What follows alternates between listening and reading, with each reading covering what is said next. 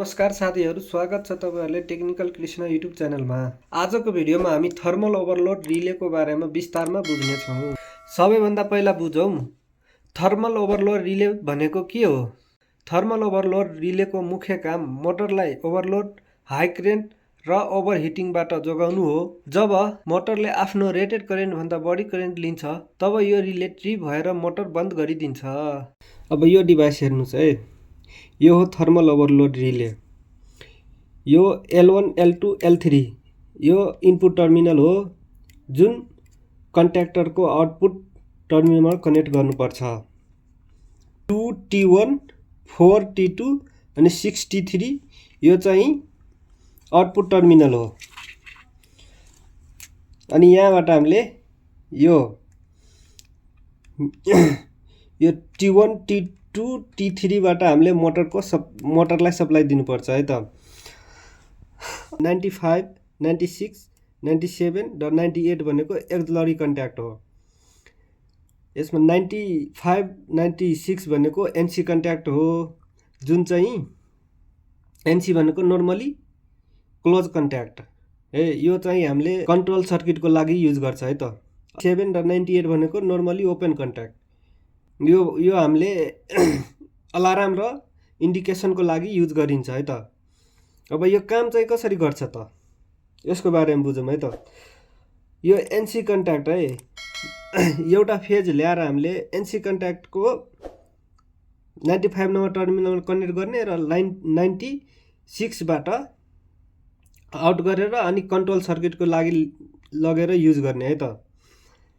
अनि जब यो हाम्रो नर्मल कन्डिसनमा हुन्छ त्यतिखेर हाम्रो एनसी बाट सप्लाई गइरहेको हुन्छ है त।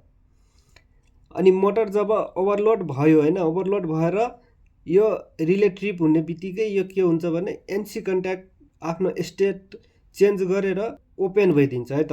ओपन हुने बित्तिकै यो एनो कन्ट्याक्ट क्लोज भइदिन्छ है त।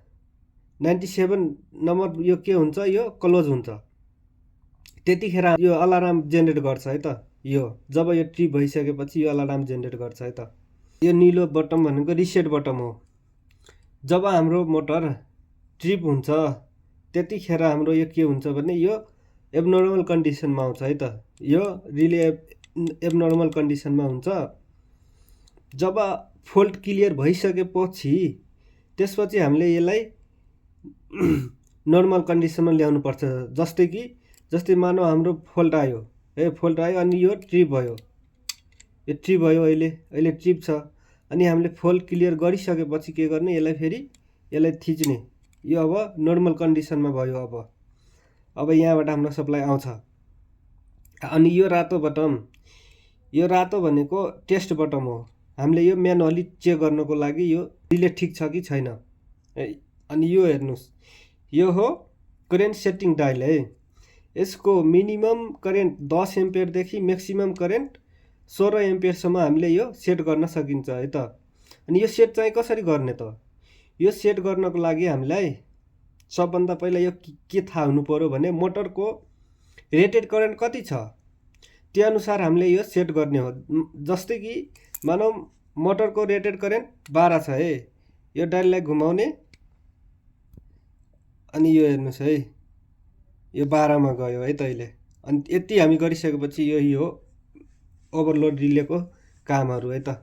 आजको भिडियोको माध्यमबाट तपाईहरुले ओभरलोड रिलेको सबै कन्फ्युजनहरू दूर भएको होला है त। र च्यानललाई लाइक र सब्स्क्राइब गर्न नबिर्सिनु होला है साथीहरू।